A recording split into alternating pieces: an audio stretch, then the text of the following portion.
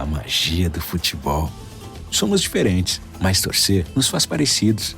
Não importa se você assiste com a camisa da sorte, no bar com amigos ou em casa na poltrona. Preparou, vai bater,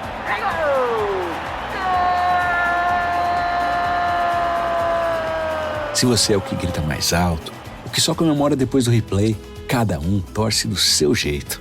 Coca-Cola. Torcer é pra todos.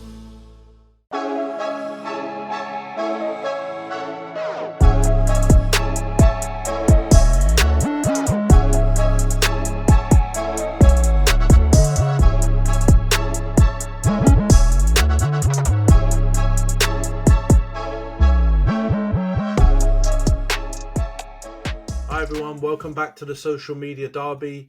We've got a great episode this week. Jonty's back. Arsenal are still losing. Man United are still not winning. Not too much has changed.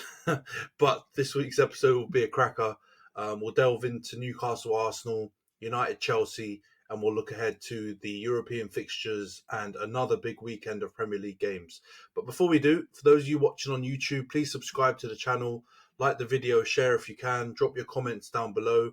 For those of you listening on Spotify, Apple, or any of the audio-only platforms, please follow, give us a 5-star review if you can. All of that kind of stuff helps with the algorithms. Obviously, we're trying to grow the pod. Any kind of engagement is greatly appreciated. Let's get into the pod then. John, how you doing, mate? You all right? I know you were out last week. You feeling a little bit better?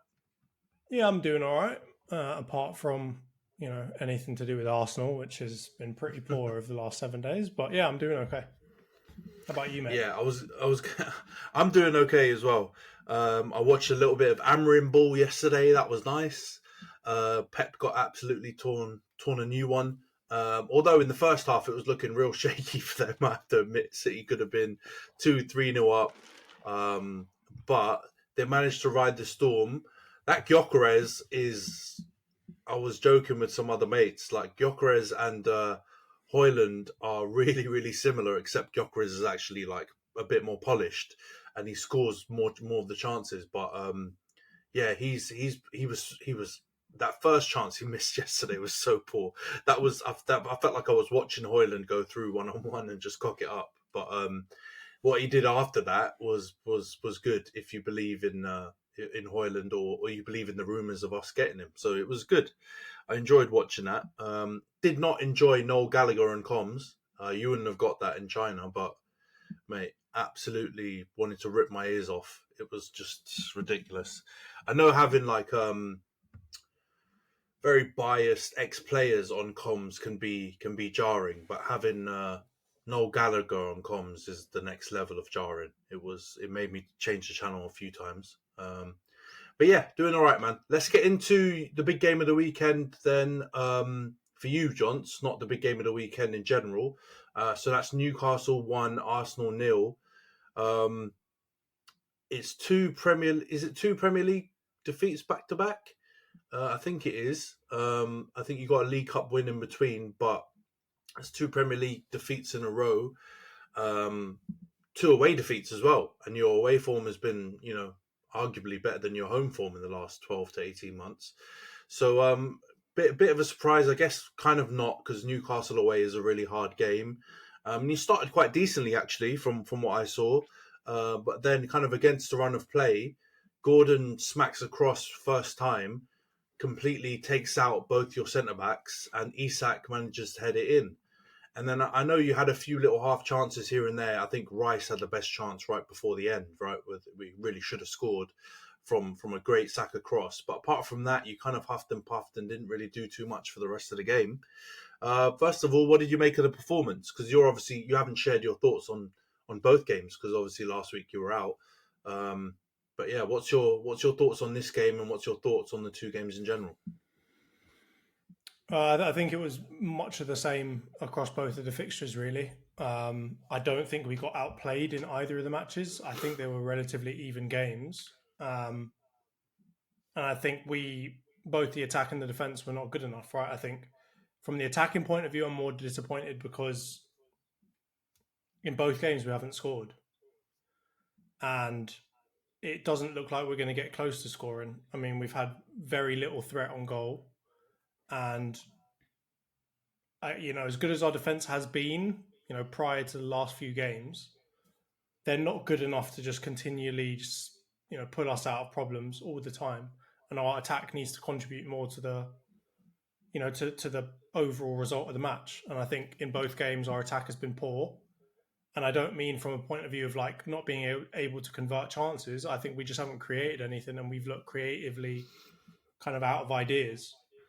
All of the different things that we've thrown at people, they've all flopped on their faces. And it's not as if we're coming up against two unbelievably informed teams necessarily, right? Like in that they're just going to completely make you change the way you play. I think Bournemouth definitely are really good, and we've seen that now with their last fixture result as well. But it's not as if they stopped us from playing our game. We just could not, for the life of us, get anything together to really cause them any kind of threat. And I think it's the same thing for the Newcastle game. As you said, we had probably, I'm going to say maybe 3 good chances, decent chances that we should have scored, with Rice's one being the best of the chances. But that's not enough, really, right? We need to be winning that game, which means we need to be scoring 2 goals, because the goal that we conceded, I'm not really going to place blame at anyone's feet. I think the ball from Gordon was unbelievable. I think if you look at defensively speaking, Gabriel probably could have got a little bit tighter than he was, but I don't think it was like a major mistake from him either. And I think the header was like, what can you really do about it from a goalkeeping perspective as well? So I can't really put too much blame on our defence for letting that goal in, much like, I guess, kind of the goal against Bournemouth. Because obviously we were down to 10 men and everyone was knackered at that point. I kind of understand, right?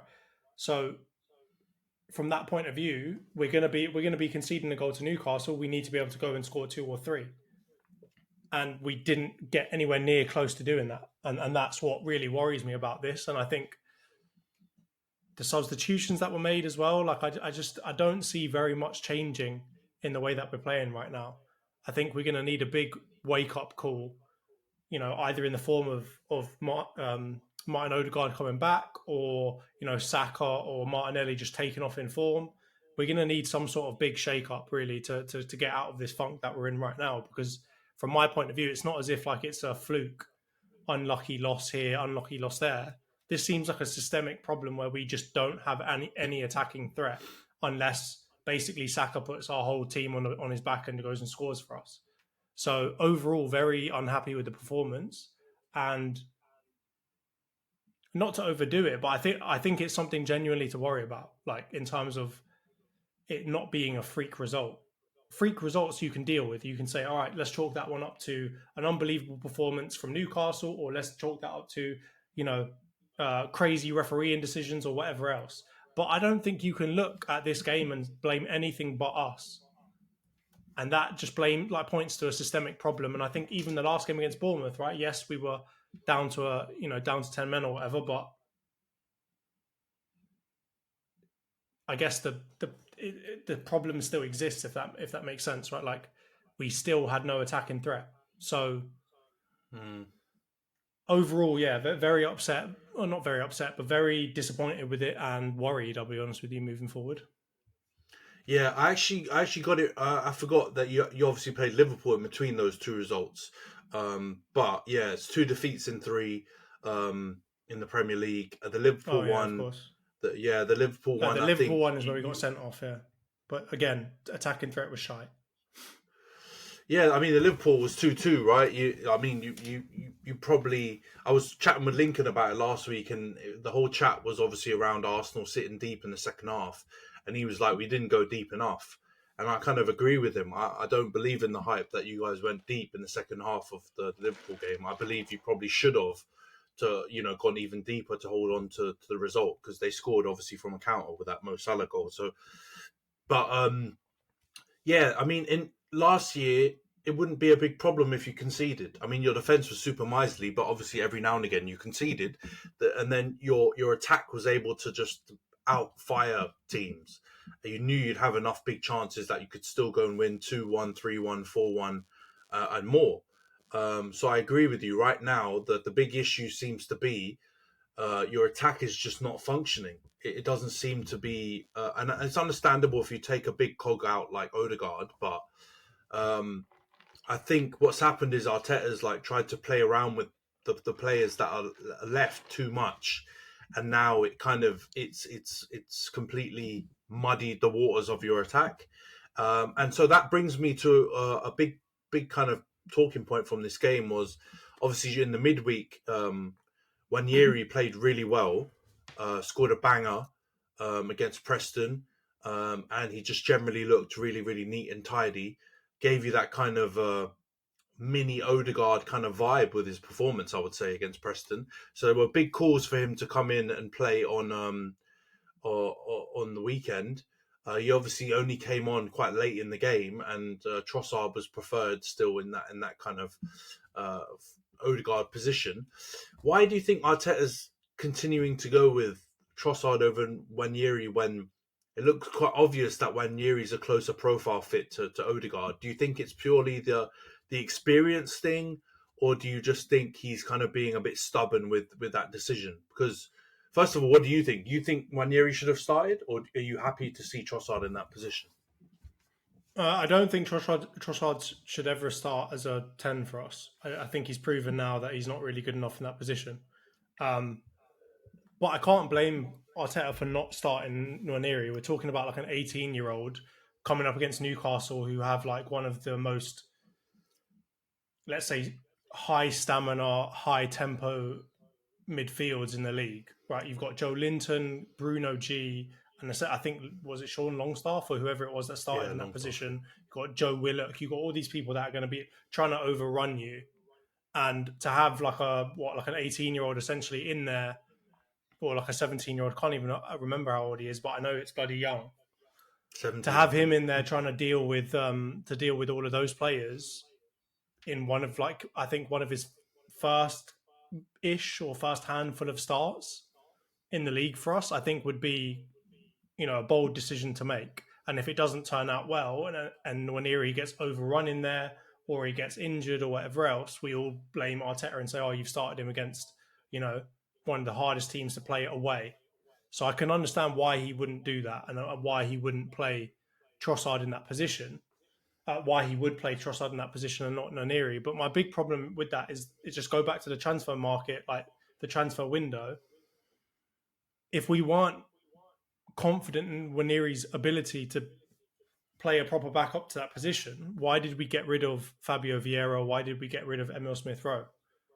Why did we get rid of even Reece Nelson? So that's the part that confuses me, because I understand that Nwaneri is young, and to start him against Newcastle is a big decision to make. But if we know that he's essentially going to be the second best player in that position, because it's clear that Trossard is not a good 10, then why did we, if we're not confident in Nwaneri to start there, why did we go and get rid of all those other people that could have been good backups to Martin Odegaard? Because I've heard all this other stuff about how Marino could play in the 10 and he's played it there before and whatever else. Okay, but why didn't we play him there then? And why did we continue to play Partey at right back? Why are we doing what we're doing? It doesn't make any sense. So I'm not going to bash Arteta for choosing Trossard over Nwaneri in the 10. But I am going to bash him for why he even needs to put Trossard in there at all. Why can't he put somebody else in there? Why can't we find out another way of doing that? Because it's very clear that Trossard is not a creative player. He's not an assist getter.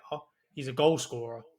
And he's best coming in off the left, or possibly going straight up top by himself.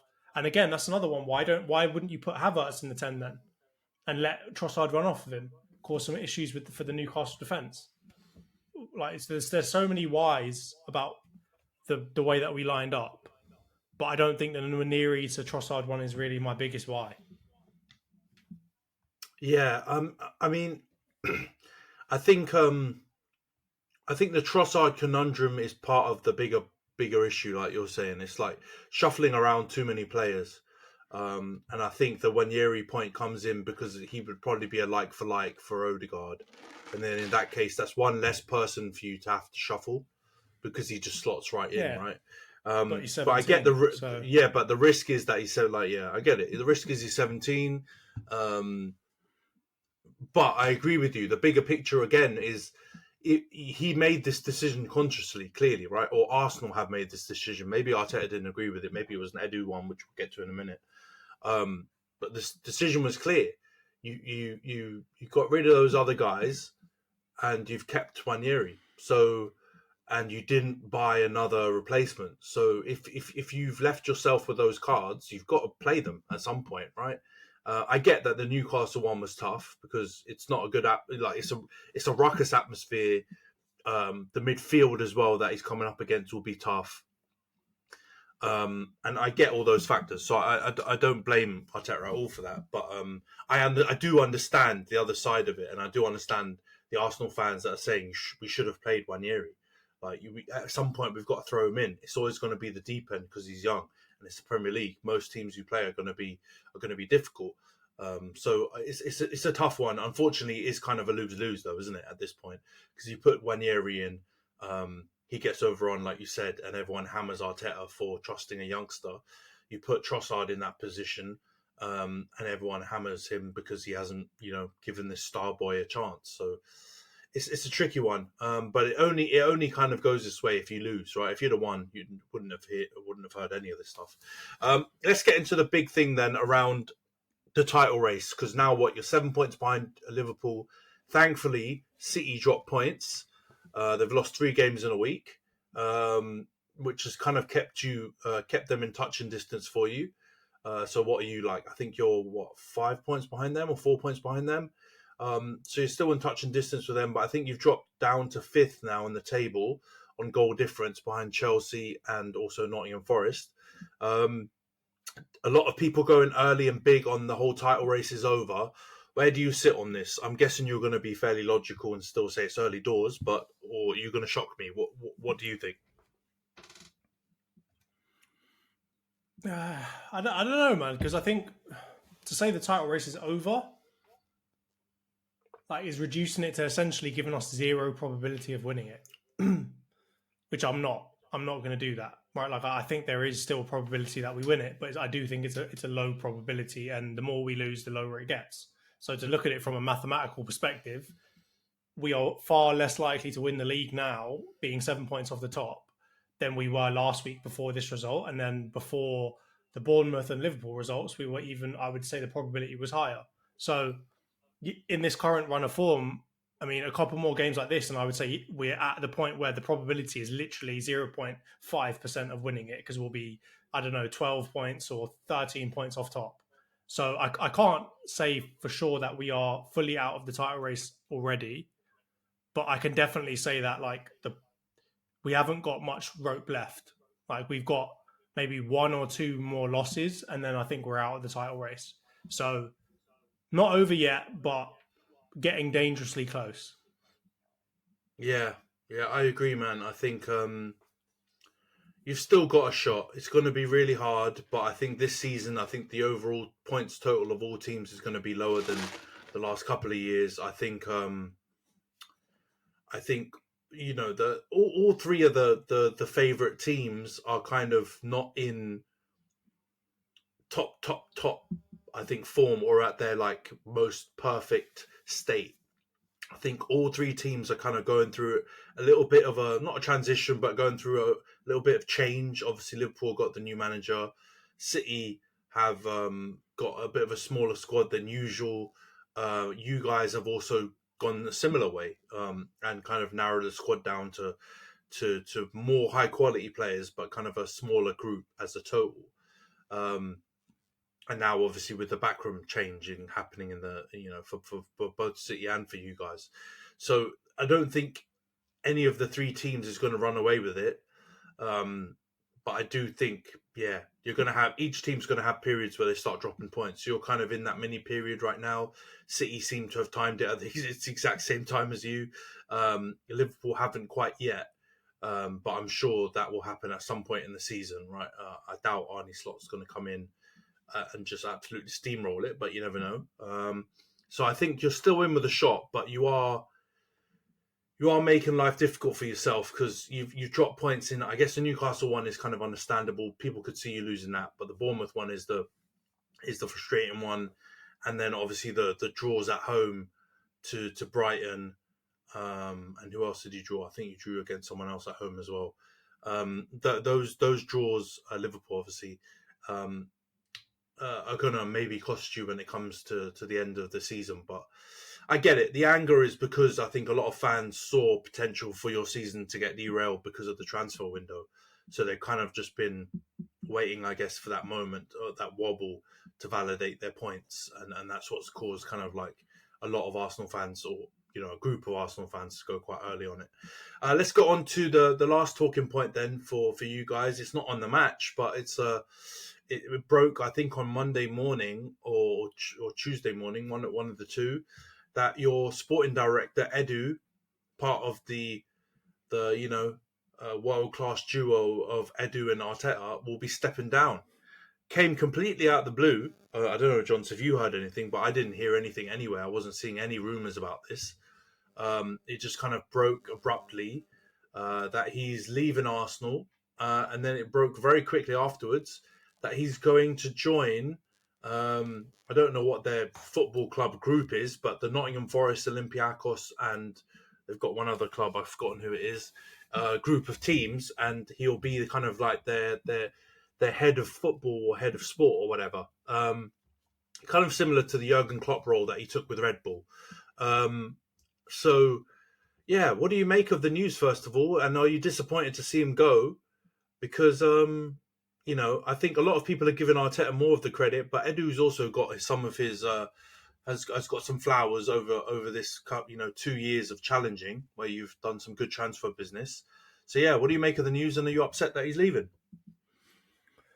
Yeah, obviously, I think the timing of the news is horrible. Obviously, for Arsenal fans, it's like, oh my god, what's happening in the background? Are we going to go back to being crap again or something like it? Are we having a breakdown within the structure of the club or something? So I understand why a lot of people are kind of freaking out a bit. But from my point of view, like, I think I heard a couple of fan channels now talk about how there were some rumors of some sort during the summer that Edu was pursuing, or I guess not pursuing, but considering other things, because I think there's maybe not as much growth opportunity for him at Arsenal as there might be in other clubs. And as a result, I think obviously he's been thinking about it. I think probably the timing of everything is just what makes it seem kind of a bit mental, because it's in the middle of the season. Usually these types of things are announced, or people leave, after the end of a contract, or, they leave during the summer or whatever else. They don't typically leave in the middle of the season, as far as I'm aware. So that kind of compounds and makes things a bit weirder. But I mean, from the point of view of, am I happy, sad, or whatever else about Edu leaving? Obviously, it is sad, because he's an Arsenal. I'm not going to say he's an Arsenal legend, because he wasn't as a player, and I don't think he's done enough as a sporting director either to be considered a legend. But he's definitely he's an ex-Arsenal player. He'd been doing a good job since he came in 2019. Him and Arteta appear to have a pretty good relationship with each other, and they've contributed to Arsenal kind of getting out of the mud and going somewhere back to being a decent team again.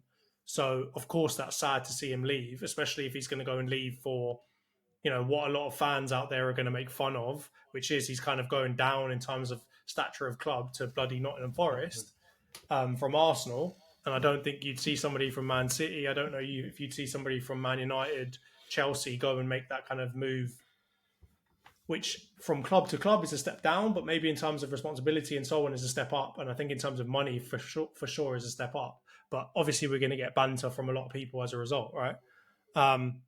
But yeah, it is sad. Am I heartbroken? No. I think that there are other sporting directors out there. I think that there are also better sporting directors out there. And I think that, if we've got our head screwed on properly, we will go and find one.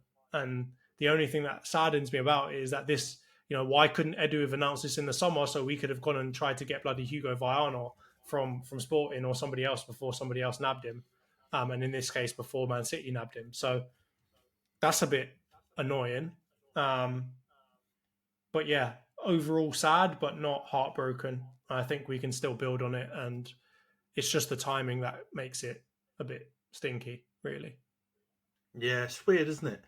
I guess you don't normally see this stuff too much, because most people's contracts are kind of like ironclad, right? They've either got big release clauses or they've got non-competes that will put them on gardening leave for 12 months or whatever. Kind of like what you saw with Dan Ashworth when we were trying to nab him from Newcastle. So it's a bit weird, isn't it, how this is all transpired? But there must have not been those extreme clauses in Edu's contract, and it must have been a bit more out of faith. Which in that case is a bit more annoying, like you said, the timing. Like, could he have not just waited until the end of the season? And that would give you a good chance as well, and allow you to regroup and kind of do the restructure when you're not in the middle of a season. But yeah, a bit of a weird one, I have to admit. And obviously the banter's flowing, and Nottingham Forest, I know, in terms of a club or a smaller club than Arsenal, they are above you in the table because they're playing unbelievable at the moment, right? Keep winning. Nuno's absolutely got them flying. Ola Aina, the guy who I was ripping, I told you a couple of days before. Of the season, also, by the way, you mocked my FPL defence, and I had a bunch of Nottingham Forest people in there. Yeah, and you thought, my Nuno Ball's not going to do anything, and look at them now. Yeah, honestly, he's rolled back the clocks, man. I need to, my bad Nuno, because when he was at Wolves at the beginning, he was like this. Like, they were so stubborn. It was so difficult for teams to score against them. They were like clean sheet kings. I didn't believe they had it in them with Forest because, let's be real, under what's his face, Steve Cooper. I was going to call him Droopy for a minute. They were absolutely they were raining goals. Like they conceded so many goals, but he's gone in there, and just like, I think that Milenkovic that they signed from Fiorentina, top buy, because him alongside Murillo, that's a really good duo, man. It doesn't look like too many goals are going to get past them. So, yeah, big up Forest, man. And now they're going to get Edu. So yeah, let's see how that goes. It's a weird one, isn't it? It's like this football group stuff has just completely just effed things up, hasn't it? Because now you've got people that would. I don't think without this football group stuff, Edu would leave Arsenal, or he might leave for Real Madrid or Barcelona or something like that. But there'd only be a select group of teams that he could leave Arsenal for. Right? He's an ex-player. People love him. He's got a good relationship. He clearly had quite a lot of power within the club to run the football side of stuff. Like, he would have just done a David Gill and stayed there for 20 years or whatever, right? But because of this football group rubbish, right, you've got people, it's like giving them a slightly higher ceiling now for a football director. They now think, okay, once I've done that, I can go to a group and manage 4 teams instead. It's like, even if the 4 teams are rubbish, like, they'll still go and do it because they'll see it as a step up. It's absolute silliness. And I don't personally think, these football groups should exist where you've got, a company owns 4 or 5 teams. It's just, it's completely muddied the waters with the transfers as well, with the sponsorships, everything. It's like City buy, the City group buy Savio from Brazil, but, Man City and their other teams don't have enough FFP room, so they buy him for Troyes, and then they loan him from Troyes to Girona, the other team in their group. And then, boom, in 3 years, when City have got a bit of FFP room, they buy him from Troyes for 35 million or something like that. So, yeah, the whole thing is just has made football really tricky, hasn't it? And you guys have been the victims of it now with Edu going to, like, the Forest group. Let's be honest. And I think the Forest group. Like, it's fine if you're doing it across multiple sports, like they do in like America with NBA owners owning also NFL teams or hockey teams or whatever else. Like, that's fine, but to own multiple within the same sport, it doesn't feel right. And I don't like it either personally. But I mean, from the point of view of like Edu, I can understand why a person might make that decision, right? Like, Arsenal as a club is bigger, but to go to multiple and to be able to control multiple clubs, especially when it's very clear that this Marinakis guy does not give a 2 shits about bloody FFP or anything else. He's going to do whatever he needs to do to get around them. He is Greek Bowley. So I from a sporting director's point of view, that's lovely. It's like, all right, we're just going to go and spend money and I'm going to look like a baller and I'm going to be able to go and get whoever I bloody want. So I can understand why you'd want to do it, but yeah, it definitely stinks from the point of view of like FIFA, UEFA, the Premier League, whoever else is letting all this stuff happen, because it's very clearly corrupt in my eyes to allow all of that stuff to happen. Yeah, it's definitely circumventing the rules, and it's just getting into that monopolization type situation. Like, who's to stop? People, buying up, like kind of what City have tried to do, like clubs and eat like a bunch of leagues, try to build them up to kind of dominate, and then your group obviously looks amazing. The portfolio is crazy if you've got all these teams that are the champions in all these leagues. It's just it shouldn't be allowed. I agree with you, man. All right, let's move away from Arsenal, and let's get into I joke around about this, and we obviously newspapers sell a lot of their columns and everything like that, and online sell their subscriptions based on Man United. But this week we really have been the bloody talk of the town. Obviously sacking Ten Hag, hiring or getting Amorim in to join during the international break. We've had a bunch of games. Obviously, Rude interim, winning against Leicester 5-2 in the week, and then Man United versus Chelsea, a Super Sunday, 1-1. It ended. I have to say the quality was absolutely on the floor. There were all these memes going around where you've got 4 or 5 Chelsea and United players just chasing a ball like a dog chases a stick in the park, but without being able to control it whatsoever. And it's just bouncing everywhere and looping over people. And oh my God, the quality was absolutely poor.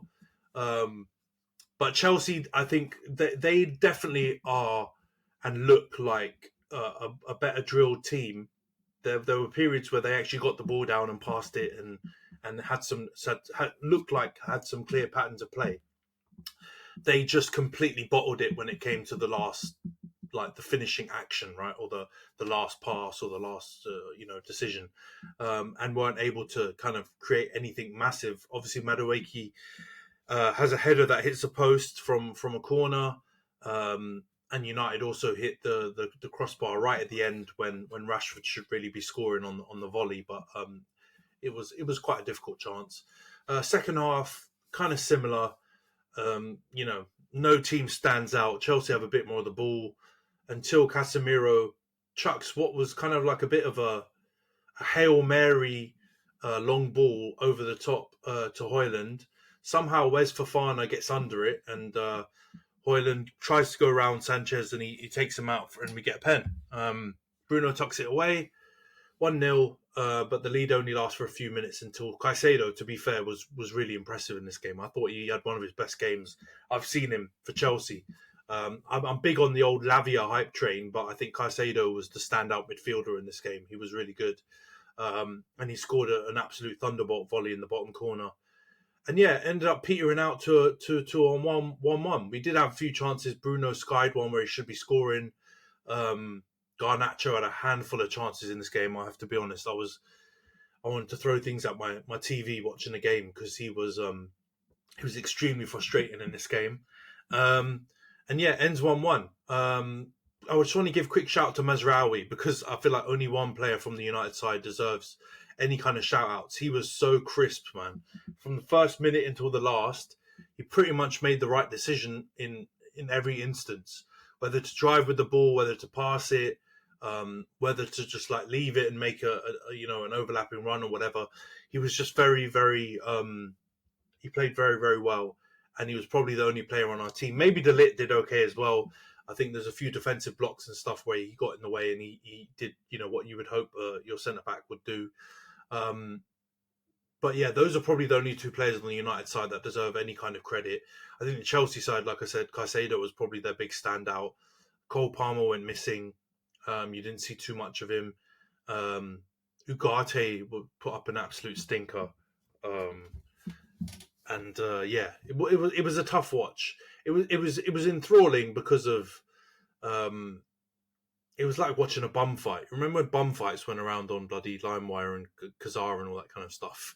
And it sounds terrible because obviously it was kind of very much predatory to watch homeless people fight each other. But it felt like just watching two poor teams go at it. And I think we drag Chelsea down to our level because they've actually been playing pretty well this season, banter aside. But we brought them back to the depths of their 12th in the league type level in this game, and it ended 1-1. What did you make of the game, Johns? Before we get into any of the touching points, obviously around Van Nistelrooy and Amorim coming in, do you agree with me that it was a pretty low quality match?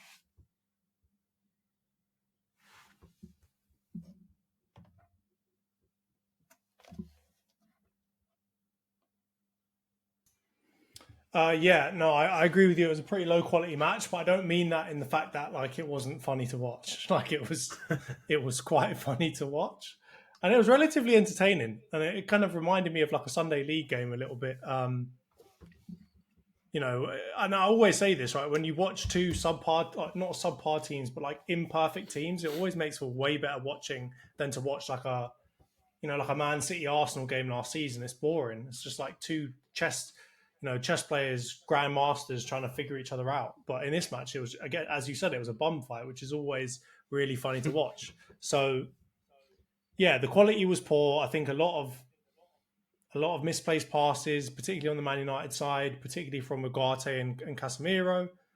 Some really risky play from Onana as well. Like, there was one pass that he put to Casemiro where I'm not going to blame Casemiro at all for it. But it was just like, why would you play that ball to him? And him, of all people, in that position. Like, I would maybe pass that to Mainu in that position because Mainu's got the silkiness to get out of tough spots. But why on earth would you pass it to Kebab Bossman in that position with an open goal behind you? So, yeah, the quality was poor, and I think it was mostly as a result of Man United and just the way that you dragged Chelsea down with them. But I do think that they weren't great either. Cole Palmer went missing again. Apart from that little meg that all the Chelsea fans are passing around Twitter and stuff like that, like they're trying to show that he megged Ugarte, and I'm just thinking like anybody could have gone on that pitch and megged Ugarte in that period of time. It wasn't that difficult to do. But yeah, I think Lavia was decent, Caicedo was decent, but again on Caicedo, I've seen some madness going around about how like they're saying don't ever question the 100 million again, and I'm just like, are you mental? Like one half decent performance against Man United where you didn't even win, and you're trying to tell me that my man has justified 9 figures. Like you lot are truly off your rocker if you think that that's what we're going to be doing. My man needs to put in the best performances of his life 4 years running, and you guys need to win something before he ever gets away with that transfer fee. So Chelsea fans, hold it, stay there. You're not done yet, mate. But yeah, no, overall, I think it was a funny match to watch, but I think that, yeah, the quality was pretty poor. And if we're going to talk about the whole advertisement for for the Premier League, I don't think it was proving to any other leagues that we are the best league out there when big teams like Man United and Chelsea are stinking it up so badly. Yeah, no, I agree, man. I think, man, it was really, really tough watching. I think there've been games where we've got absolutely slapped, silly, and I've kind of tried to convince myself that, the other team came up with some really good tactics, or something that we're doing is not good enough, and that we're not as far away as we have been to being a decent team again. But watching that match, weirdly enough, was kind of like the real penny dropping moment where you go, man, we're really bad.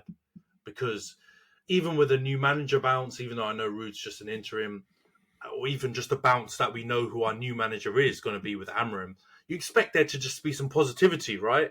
Or at least some sort of like everyone get up for it. But I think there may have been before the game, but as soon as that whistle blew and the fans saw the football on display, they were like, nah, can't really get behind this. I'm going to have to wait for the new manager to come in and sort these bums out, because we can't be cheering these absolute muppets on, because some of the football was just so bad, and it was a stark reality that we've got a lot of work to do, and bloody hell, Amrim's got a lot of work to do. So yeah, you sent me that Roy Keane clip, and I agree with Roy Keane. 2.5 years ain't going to be enough, or whatever he's signing. Extend that contract now. Yeah. He's gonna need double that time to just get us anywhere decent. So yeah, it was a really, really poor quality match. I agree with you. The entertainment was there, and it was funny, and there were some really engaging moments, but most of the time it was something that ended with a poor pass or low quality or something that led it down. But yeah, we move. So first of all, what did you make of the Van Nistelrooy? This Van Nistelrooy era. 2 games in, 5-2, 1-1. I'm seeing some very different reactions to his performances as manager so far, or interim manager. Some people saying, keep him on the staff. He clearly has, got something about him that Amorim should keep him on there. Some people saying get rid of him because he's basically been doing Ten Hag football for these last 2 games. Where do you stand on that? I'm not fully against him staying on the staff, because I just think if he's got all of his badges and that, and he's got the history that he's got as being Ruud van Nistelrooy, then I think surely he could be a very good striking coach or attacking coach. But at the same time, I see the idea of why would you try, if you're a new manager trying to come in, and let's say he doesn't fit into the style of play that you want to try and teach your attackers, then I could understand getting rid of him too. But I don't think people need to be focused that much on it, right? What was he going to be able to do in 2 games, with basically a week's notice to try and turn this team around? Ten Hag has been with them for so long now. How could you ever try and reverse the stuff that he's ingrained in that team? I'm sure that there are cases, and I'm sure someone's going to call it out and say, oh, but look at Slot, he managed to change this, or look at Gary O'Neill with Wolves at the beginning, he could immediately kind of show a style of play. Look at these people. Yeah, I get that. But usually even they've got more than a week's notice to try and teach a team how to do what they need to do. And we're talking about Man United, who have got so many inherent, ingrained problems in the way that they do things and the characters that they've got going around there. It's no shock at all that he can't get them to play any better. But I do think you've seen the morale improve. I think the fact that you've seen, Rashford actually running back and trying to help out the defence, the fact that you've seen kind of a generally slightly better morale from Bruno Fernandes. He's usually even stroppier than he was in that game. I think you've seen kind of even Casemiro kind of get re-engaged like that. There was a point in that game where Garnacho was so poor, loses the ball and has bloody Casemiro with his walking stick trying to chase after Neto, whoever it is. And he just ends up bloody jumping and just attacking Neto to try and get him onto the floor, and he's absolutely digging Garnacho back out, which is exactly the character that you need in that team. And I kind of feel like Casemiro wasn't really doing that anymore because he kind of lost interest under Ten Hag, right? And that's the worst thing that you could want from Casemiro, because his character is probably the most valuable part of him, right? His personality is what you want as a winner, as a leader, as whatever else. So I do think that you've seen a morale improve with Ruud van Nistelrooy, but I think that's not enough to get anything really done in the Man United team. You've got systemic problems in the way that you play football. You've got systemic problems in the individual roles of people within that system, right? The way that a lot of your players kind of carry themselves off the ball, the way that they kind of don't necessarily put their all into it. All of these kinds of problems, they're more than just morale problems. So I'm not surprised that Ruud hasn't been able to turn everything around. And at the same time, I would also understand if Ruben Amorim just says, sorry, mate, you're too much of a kind of threat to me being here and it doesn't make any sense. I'm just going to get rid of you now. And maybe when I eventually flop, maybe you can come back and you can be the next manager. Who knows? But I don't think there's a strong case either way to say you have to get rid of him or you have to keep him. Yeah, I mean, I believe in clean breaks. So if you get rid of Ten Hag, I would get rid of his backroom staff if you're gonna do the transition to a new full-time manager. If you do the interim thing until the end of the season, keep him on, do whatever. I think you shouldn't make that decision then. But if you're bringing in Amorim, a lot of the backroom staff there, that just in this past season. No, they changed the assistants. I thought Ineos had got kind of some their own people in that Ten Hag didn't necessarily get a say in. Nah, so it's a bit muddy because they got 2 new assistants in. Obviously, Mitchell van der Gaag left, but the party line was that he was going to pursue his own managerial career. Benny McCarthy left, and that was just his contract ran out and they didn't renew it. Don't know the backstory to that. And then they brought in Rude and Rennie Huck, who are both ex-managers in their own right, to be assistants. So there wasn't any other major changes. I think they brought in a set-piece coach as well to help Ten Hag as well with set pieces and stuff like that. So I think those are the only major backroom changes. I don't believe there were any other big ones. But my point is anyway, depending on who, or actually it doesn't even matter. If they were Ten Hag's men or they were Ineos's men, doesn't matter. If you're bringing in a new full-time coach and you want him to be empowered and give him the best chance to win, you let him bring his staff with him. And Amrim has said that that's one of the big stipulations. And I believe that's probably what they're working on now in the background between the time they announced it and obviously between when he starts on the 11th to work out which one of his backroom staff from Sporting are going to come and join him. I believe he's going to bring his assistant. I think there's a first team coach and maybe the goalie coach that comes. So I don't know how the setup will be. Maybe that leaves some space for Ruud to fit in. I'm not sure, but I wouldn't personally do it. I believe at this point, you just go clean break and you let him bring his own people in and give him the best chance to succeed. I see the value in having someone who knows the club in the setup somewhere, but I just don't believe it should be in the coaching staff. For example, we've got Darren Fletcher in the building. I don't mind him being there. I don't know how heavily involved he is in the coaching. I would hope he's not too heavily involved in the coaching. And he's a director somewhere doing something with recruitment or the youngsters and the youth teams. I'm fine with that, but I think keeping all of this like residual effect of previous managers in the building has caused some of the problems that we've had. I think there was a point where I think Ten Hag had players early on in his reign that were from all of the previous eras, minus David Moyes, I think. So he had Sir Alex Ferguson players, he had Mourinho players, Van Gaal players, then his own players, and it's like you can't win with a team full of a hodgepodge of all these different coaches' players. And I think it's the same with the backroom staff. Just get rid of the people that are there on the coaching side and let Amrin bring his own people in. I'm not saying get rid of the receptionist Kathy or whatever. Don't get rid of the lunch ladies or anything like that. That's all good. But I'm saying on the coaching side, let Amrin bring the people that he needs to surround himself with to give him the best chance to win. And so I'm leaning towards just, even as much as I love Ruud, and I feel bad for him because he's only been at the club for like 3 months coming back in, and it was supposed to be, it's obviously clear that he loves the club, right? I don't know if you've seen some of his clips and stuff of him chatting. He's clearly very emotional about everything that's going on, and I love that. But I think if they're gonna make the big decision for Amram, you've got to back him full, and you can't go half-assed with it. You actually have to go for it. So I would get rid of Ruud for that reason and that reason only. Let's get into the midfield then, let's get into what we think the United team will look like under Amram, because we're not far away now. We've obviously got the international break between his first game. I think it's the 24th of November will be our first game under Amram. He obviously plays this 3-4-3. We saw it yesterday against City.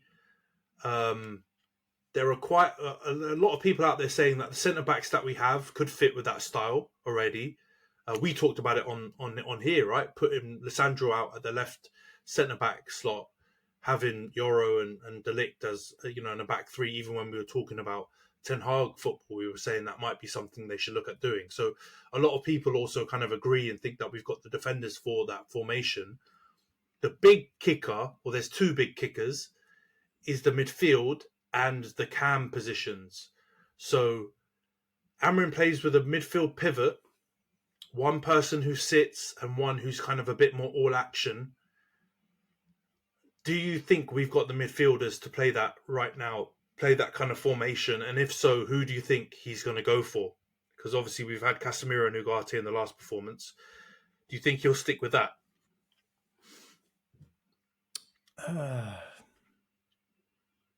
I don't know.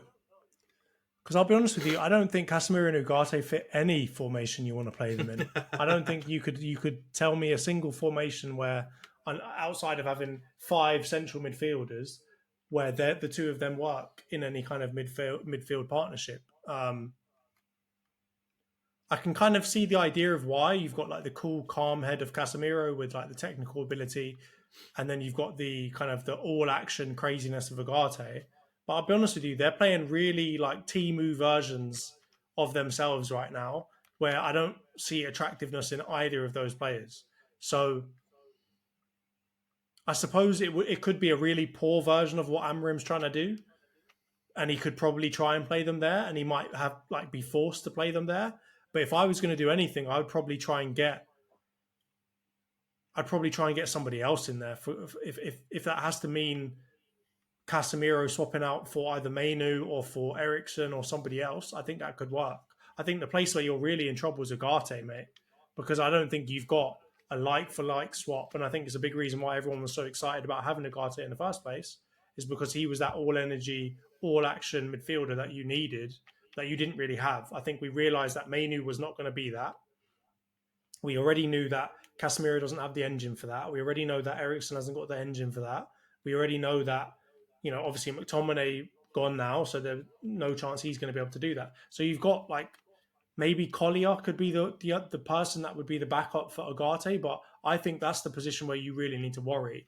And unless Amorim can like suddenly get something back out of Ugarte because they've, worked together in the past, maybe that's an option. But honestly, I think it could end up being Casemiro and Ugarte in that position, but I don't think it'll be for long. I think Amorim will try and swap out either one or both of those players in the next transfer window. Maybe not January, but probably in the summer. Yeah, I mean, I think he'll keep Ugarte just because we've spent a lot of money on him, and I think he'll think of him as he'll be forced to. I don't think anybody would buy him. But even beyond that, though, I think he'll look at him and he'll say, "I got you to play good football when I was at Sporting to fit in my system. I'm gonna let the world see that you've had like a 16-month blip. Your one season at PSG and your two months is probably even harsh on him at United. He's only played a handful of games, right? He's mostly been on the bench for most of Ten Hag's reign, but still, it hasn't looked good. So I'm sure he will look at him and say, no, I want to keep you anyway. You've worked with me before. You know my style maybe as well. I think that's important to mention as well. Having people that are in the team that already know how you want to play obviously is important and useful. So I think he'll keep him regardless. The jury's still out for me on him as a fan. Like, I've not liked what I've seen whatsoever. But I think you will need backup in that position in the future anyway. Even if you don't necessarily get rid of Ugarte, I think you will either need to get another midfielder somewhere in that mould, or even an upgrade on him, depending on how it goes with Amorim, right? Like, I think long term, you're going to need somebody else anyway to be kind of a backup to that position, right? Yeah, no, I agree. I think, so chatting with other United fans, they seem to think it'll be Mainu and Ugarte in midfield when Mainu's back, obviously, from injury. I'm not so sure where Mainu fits in this, because I could see that, but I could also see him in one of the 10 positions, just because I don't think he's got the engine to do the running up and down, up and down, up and down that one of the midfielders will need to do in an Amorim's system. So he's kind of relegated to either the holding six in the Amorim double pivot, or he's going to have to be a 10, because I think that's physically what he's best suited to. So either way, you're going to need to get midfielders in, because, like you said, we've counted Christian Eriksen definitely can't play the midfield role in a double pivot for Amorim. So he's probably only looking at the 10 role. And then, who else you got? Casemiro, Ugarte, Mainu, Collier, like you said. Like, I feel like we're going to have to rely on like someone springing out from the youth, or a couple signings in midfield for us to fit the system Amorim's looking for regardless. And then that 10 position is really tricky, because we've already got Bruno. The 2 10s that he plays with is really tricky, because we've got Bruno, Mount, and Eriksen already that we talked about, who can pretty much only play that role. And then you're also talking about all the wingers that we've got that Amram I doesn't think really the wing play is with the wingers. bigger problem. In my opinion, the wingers, wing yeah. is because you've got like Mount as well, who theoretically could play in the 10 as well. I feel like you've got quite a lot of options for that 10. I think the big problem is where are you going to put all of your wingers? Because you've got Ahmad, Garnacho, Rashford. You've got a lot of like, I would say one of your strongest positions are your wingers. And now you're going to have to somehow fit them into like a wing back kind of Pedro Porro-y type of role. Or you're going to have to stick them up front. Or they're going to have to transfer into a 10. I think maybe Ahmad could do that. I think Ahmad could play probably in one of the 10 positions. Yeah, Ahmad could I do the 10. don't know if Garnacho or Rashford could. I don't know if they're really good enough in terms of holding up the ball, controlling the ball, getting it down and passing it. I think they're probably best suited to be either the wing back role or the striker role. But I don't see how either of those players are going to want to play wing back. And I don't think Rashford likes to play striker. So those are the ones where I'm more concerned. What do you think is going to end up happening to Rashford, Garnacho, Ahmad, Antony as well? Another one. I think Antony, Ahmad will be used as 10s if they're used at all. I think Garnacho's going to go and play one of the wing back roles. You'll probably be upset about it, but that's what he's going to do. You look at that guy Quenda yesterday. I don't think it's a negative position. And actually, it's not quite as deep. It's not really a wing back. It's actually like an actual winger, not like a right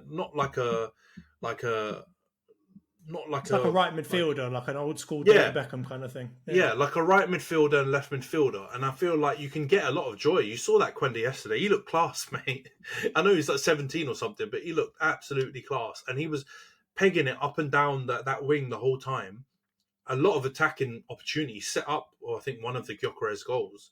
And he was a nuisance for City all game. So I think Garnacho suits that position probably the best of the ones available for him.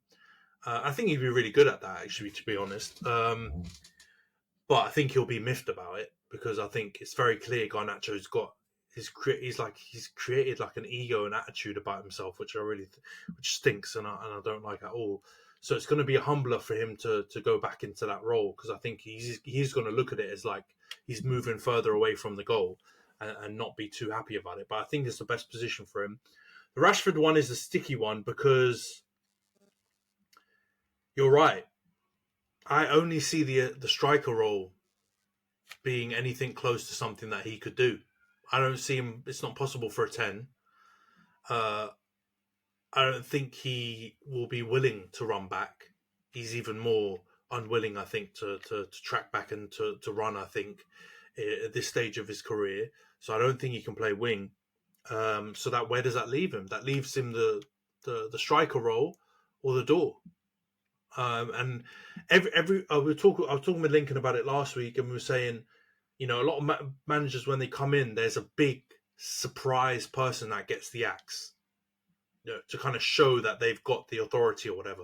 I'm telling you, I would not be shocked if Rashford was the one who got the axe in this new managerial setup. I know Nash will be mad at it and say I'm a Rashford hater or whatever, but it's got nothing to do with that. I just think systematically speaking, I don't know if he fits in with the system. And I think at this point in his career, if it was young Rashford, I could maybe be convinced that he could do that, the winger role, because he'd be willing to run. But at this stage of his career, it's quite clear that he wants to be in that left forward role, and that's where he wants to play.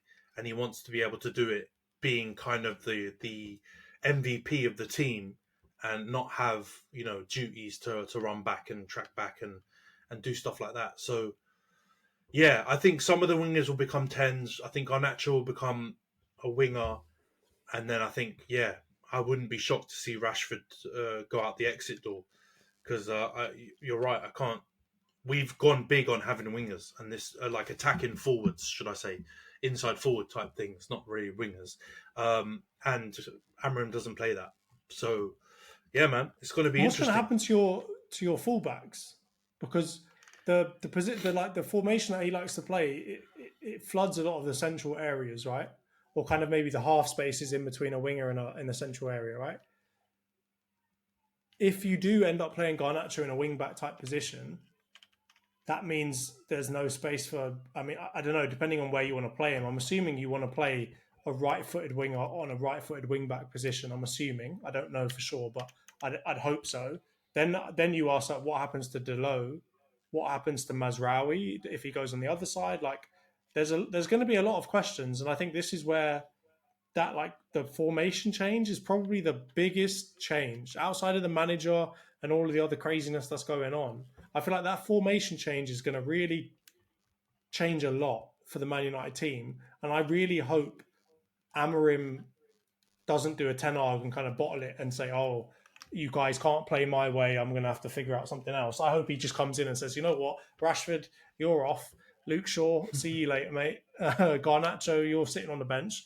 And he just does all of that, because I think that's probably what you need at this point to really get a style of play to occur. Because I honestly think that the reason why you're not unable to establish a style of play is because you've got too many, like, kind of golden child players where they can't play your style of play that you want them to play, but they're also too big to bench or too big to drop or too big to sell. So you end up having to play them, and then you can't play the way that you want to play because of that.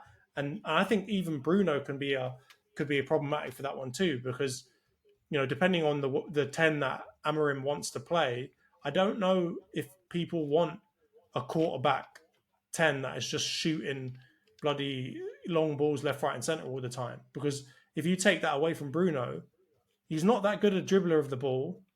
He's not, like, crazy, like, across the floor through ball, like, mad, like Odegaard or even Cole Palmer recently, or Foden. So I'm thinking, like, how is he even going to fit into that? Is it just going to be long shot seasons for him? Like, how does Bruno even fit into that 10 role? I'm assuming Amorim wants a bit more from his 10 than that, right? No, I agree with nearly everything you said, except for that last point on Bruno. I'm not that worried about Bruno in this new system. I'm worried about Bruno generally because of his, like, I just don't want him to do the, like, hot potato stuff. Like, I don't actually think he takes that many long shots anymore. I actually do think he's reduced that down all the way down. Like, the last one I can remember him properly taking, and I mean long shots. I don't mean, like, you know, like, for example, against Chelsea where he hammered it. I was about to say where he skies. Well, that was in the box. A long shot. Like, he should shoot that. He should shoot even worse. Right? He just fluffed it. I just mean, like, the pot shots. I don't think he does that as much. The last one I can remember, and there'll be Man U fans out there or rival fans that have watched our games that will correct me because I'm probably wrong with this. But the one that sticks out, I remember him doing against City in the Community Shield, and he actually scored, and then it was, like, offside or whatever. And that's the last long shot I remember him properly taking. I've seen him take a couple, like, late in the game where desperation ones. Score. Yeah, and he ends up hitting closer to the corner flag than he does to the goal. Yeah. But I'm not even talking more about the shots. I'm talking about the long balls. He plays a lot of long balls, almost constantly, aerial, over the top through balls, and they don't. I'm going to say, like, less than 30% of them actually come off. Yeah, it's kind of a KDB style of play sometimes, which is very risky. You kind of have to sacrifice a lot to allow that to occur. Yeah, it's the hot potato. Is that hot potato stuff generally that I think he needs to be explicitly told, don't do that. And because the thing is with him, I do think he can play through balls, and I do think he can play the type of, like, defense cutting passes and stuff like that. Like some of the players you mentioned, I actually think he did that for, like, the first 18 months of his reign, and he's done it occasionally since. He's just, for some reason, gotten, I don't know why. Maybe people have given him too much reign, I think is the truth, if I'm honest. They've gone, giving him more importance to the team, which gives you more, I guess, license to be creative and do things that you maybe would be told not to do when you're not the captain or you're not one of the leadership group. I think that freedom has created problems. And I think he needs to play like everyone. I always say this, like everyone, Bruno needs to be a cog in the machine. And he can be an important one because he has got creativity, he has got vision. He will set up a lot of chances for people. It's not like by chance or by accident that he's always at the top of the chance creation stats. It is because he's got some sort of vision. He's got talent to spot chances or spot movement. The problem is he sometimes at the moment, not sometimes, he's just doing it all the time. Like when he can see something as a 0.1 bloody XG opportunity, he still goes for it because he's been given the freedom to make those kind of decisions, or he's not being told not to do it after the game. And that's a problem. But that's not isolated to him. That's isolated. That's to everyone in the team. They need a clear structure. And I think you will see a better Bruno with a clear structure, or we'll find out if we'll see a better Bruno with a clear structure, because I do think he can be, he can fit in one of the 10 roles. When I was watching them play yesterday, who was it? Is it Goncalves or something like that? The number 8 for Sporting. He isn't like the quickest, most rapid player. He plays in one of the 10s, and he gets the ball and he just shifts it quickly to the other players. And that's the only thing I'm hoping is that Bruno can play in that role and rely on, that kind of skill set. He's not like the Trincao one, because the Trincao one is the one that does give me a bit of, maybe Rashford could do that role in the 10, because he's not a conventional 10. If you look at how Trincao plays, he takes people on and tries to go by them and do byline cutbacks, which maybe Rashford could do. So, watching that game yesterday was quite useful, because before that I thought no chance Rashford has a chance in this, but maybe I can see where some of our current players can fit into that. But yeah, I'm willing to go with what the coach says. So if he gets rid of Bruno, I don't care. Do you think Bruno keeps his captaincy? I think he probably will, just in the interim. And then I think it will depend on who we sign and what movements we do in the summer. I think longer term, someone like a De Ligt or something like that would probably be a better captain. But I think he's just too recent through the door. Yeah, he's too new. But I like his character from what I've read and what I've watched and seen from him. He needs to tighten up his performances for sure. But in terms of his character and stuff like that, I like him, and I think he's well suited to be a captain. There's something about having your captain as a defender as well that I quite like. You can kind of see everything from the back, right? And you can give good feedback to some of your players ahead of you when you're seeing everything in front of you like that. But at the same time, we had Harry Maguire who was the captain, and that didn't turn out too well. All right, let's get into the game week prediction stuff then, Johns. We've obviously got Europe, Champions League for you guys. You've got a tough trip to Inter. Then you've got the Europa League on Thursday. Man United have got the visit of PAOK, the Greek team. And then, big weekend of Premier League football again. Chelsea, Arsenal, another tough away trip for you guys to Stamford Bridge.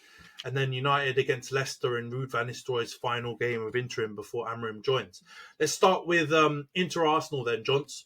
How do you think the game's going to go, and what's your score prediction for the match? I think it's going to be a cagey game. I think, again, everyone's screaming the sky is falling with Arsenal, but again, I think we're still a good side. I don't see us getting spanked. But I don't see us spanking, if that makes sense either. Like I don't see us going and battering Inter. So I'd love to say 4-0 Arsenal, but I think it's probably going to be closer to like a 1-1 draw. And just based off the way that we play and based off the way that they play, from what I can remember, it's not going to be the most attacking, beautiful game of football to watch. So I'll go for 1-1. Yeah, I mean, it's a tricky one, because I agree with you. Generally, Inter are not. They're very well organised, and they've got some stardust in there. Don't get me wrong. Lautaro's really good. Çalhanoğlu midfield is able to score screamers and free kicks and all kinds. Marcus Thuram up front has been, has improved massively since he's gone there. But they did just have a 4-4 with Juventus the other day, which has thrown me completely, because before that game, I would have probably gone for something similar to you. I would have probably said, maybe 1-1, 1-0, 0-0. But I don't think this will happen. I think you've got Odegaard back most likely for this game, right? So, thank God. I think you guys are going to try and go back to a more free-flowing kind of style. So I'm going to go for a higher scoring game. So I'm going to go for Inter 2, Arsenal 2. So I'm going to go for a Desmond. I still think a draw is probably the likeliest result. But I'm hoping, honestly, Odegaard coming back is going to really, affect the way you guys play. Because I know there's all the Bolton jokes and all this kind of stuff about Arsenal. But, contrary to what some of our mates might think, I don't love Arsenal. But I did enjoy watching your team back end of last season. It was good, fun attacking football, man. I can't, that's it was just the truth of it. And this season, it's been like, it's been like cats scraping a blackboard. It's not been fun to watch you guys play most of the season. So I hope Odegaard coming back for most of it. Yeah, getting players sent off is not great, but even in the ones with 11, it's not been fun, bro. It's not been fun watching. So it's fun to watch our set pieces. I will say that, right? Like everybody wrote off how important set pieces were, and we just I'm not giving you that one and turned into bloody prime Pulis. So yeah, it's I'm nice not to giving see you a well executed set piece. Come on now. That's why don't everybody you loves try Ward that, Prowse. man. Nah, don't even try. I like it when it's a screamer free kick that goes straight in. I don't like it when it's bloody Saka and Rice lofting one deep to the back post for one of your giants to head it in. That's if your team was scoring but if your team was scoring like clockwork every single time you got a corner, you would love it because it's like we don't need to do anything crazy to score. But it's not beautiful to watch. That's my point. It is. It is. Your inner Allardyce is coming out, mate. I don't like it. But yeah, I think it's going to be prime Barclays men, like they were saying before. I think it's going to be a draw. So I think we'll both get a point for that. I'm just praying that I need a bloody correct result, mate. I'm desperate for it. I need it. I need that correct result. You don't, mate. You need to chill out. You're way too ahead. Let's go to United Pauk then, or Paik. I know diddly squat about this team, so I'm really hoping they're rubbish. But the last time I said that, it was 20, and they played really well, and we should have won, but absolutely cocked it up. So I'm just hoping that this last little Ruud van Nistelrooy bounce, we're going to go for it, and I'm hoping that if we go for it, we've got bigger guns than Paik or Pauk have. And we'll be able to outscore them and blow them away. But I'm not saying that with any kind of confidence. All right, so we're definitely winning. He's shite. He's Liverpool legend Dejan Lovren. He's absolutely rubbish. I'm all right. I'm going to go for United to win 3-1. But yeah. There's absolutely zero science to this. I think the only thing I can gauge is from Ruud anyway, is that he's not really going to change too much, but he is going to just say to the attackers, go for it. Because even against Chelsea, I do think there were moments where it looked like the shackles were off, attacking wise. Yeah. We couldn't hit a barnyard with a banjo. So yeah. Let's hope that against Paik, we manage to find our shooting boots. What do you think the game will be like, and what score prediction you go for? I feel like it will be quite an open game because, again, I think similar to the Man United Chelsea game, I think that both teams are subpar.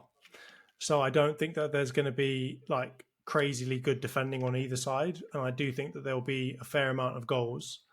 I just saw that they've got Shola Shortire, who used to play for you. Yeah. And would love to see him come in and get a hat-trick, but I doubt that will happen. So I'm probably going to go for a 3-2 Man United win. All right then. The big game of the weekend, Chelsea-Arsenal. They're ahead of you in the table. The pride of London, I think they're called. John Terry's men. What do you make of this game, and do you think you guys are going to get the result?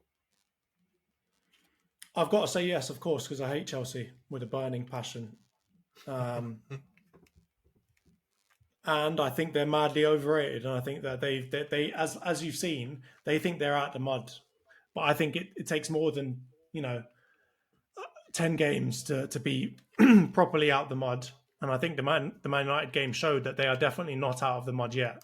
I think they definitely got flashes of brilliance, but what would you expect when you spend billions of pounds on a team and you've got a bunch of Galacticos basically running around on a pitch?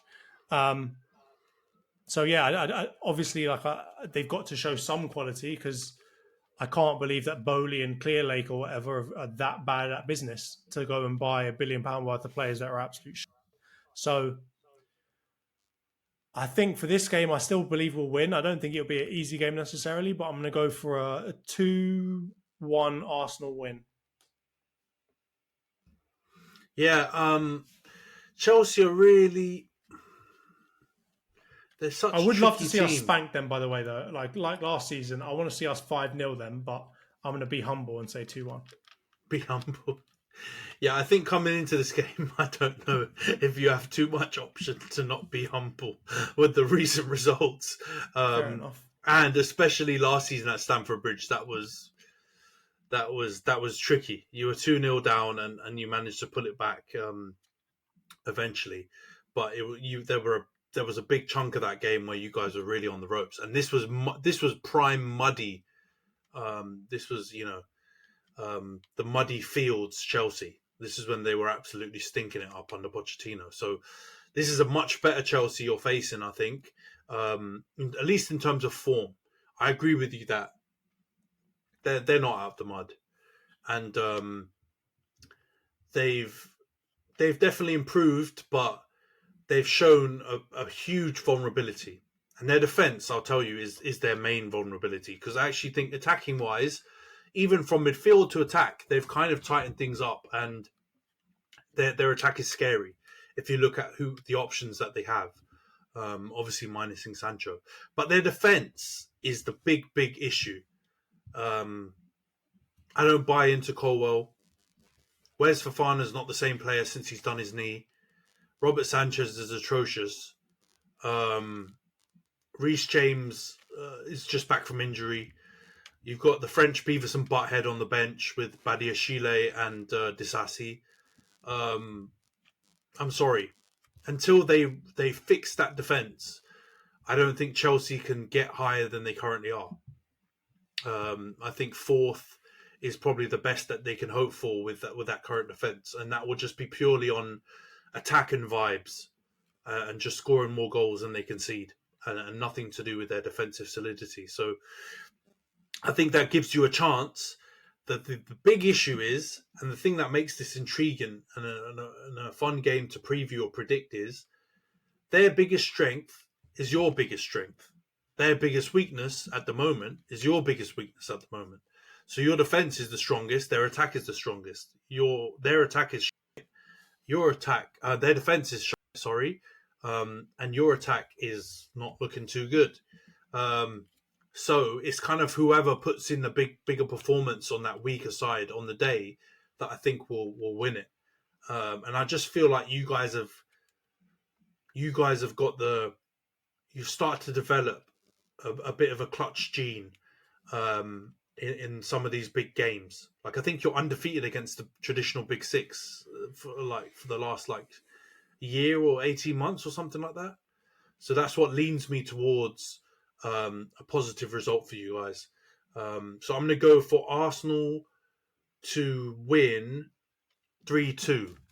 But I think it's going to be a high-scoring, fun game. And I hope that, you guys can strike a blow on Chelsea, because, we need our mud brother back. And we don't like how they've been talking about us out in public. They need to, come back home and be respectful. Let's go on to the United-Leicester game then. Final game of Rude's reign. We obviously played them last week in the Carabao Cup. Gave them a good Tonkin 5-2.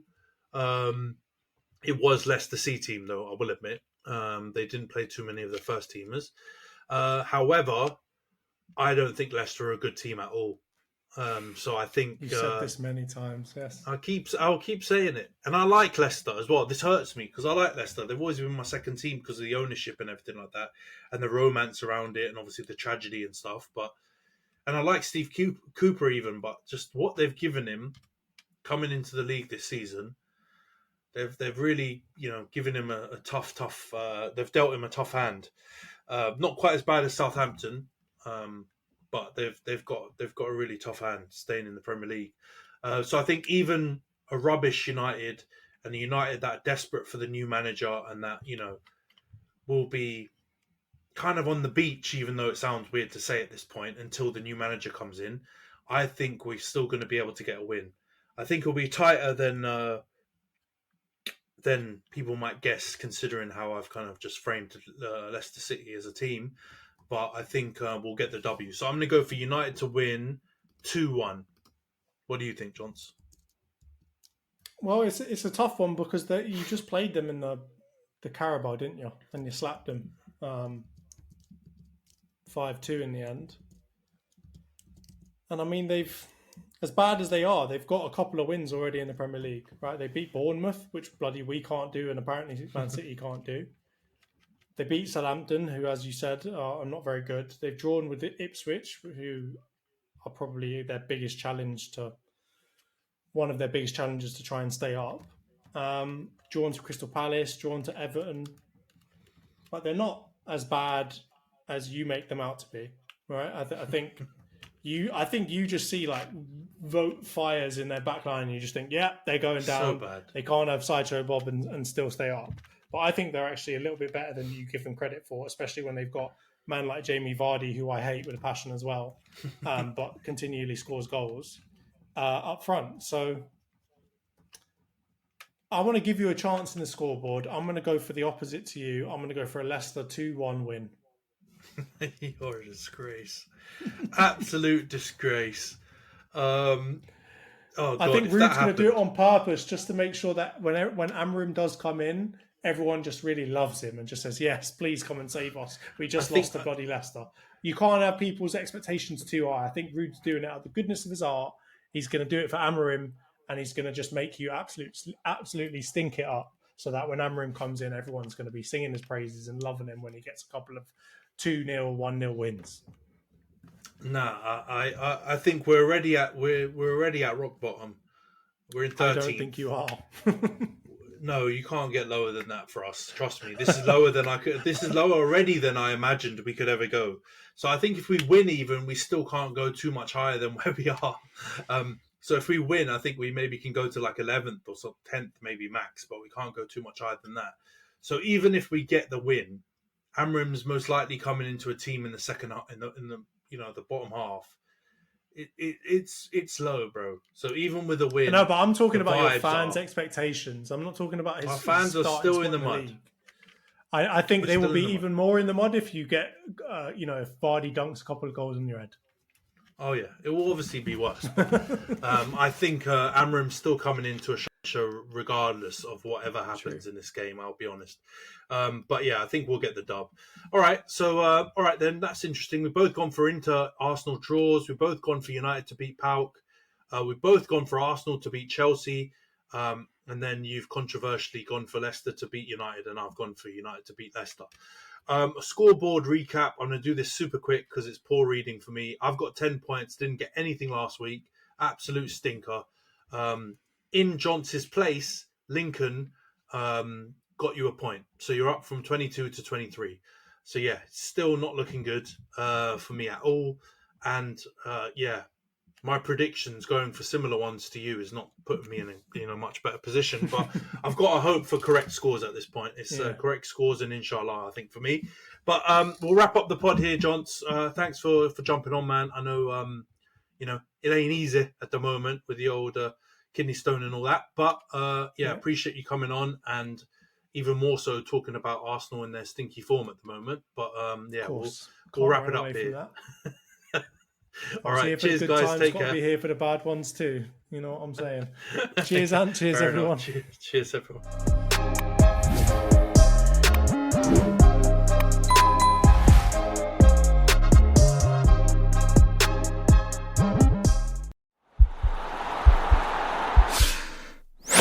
This podcast is part of the Sports Social Podcast Network.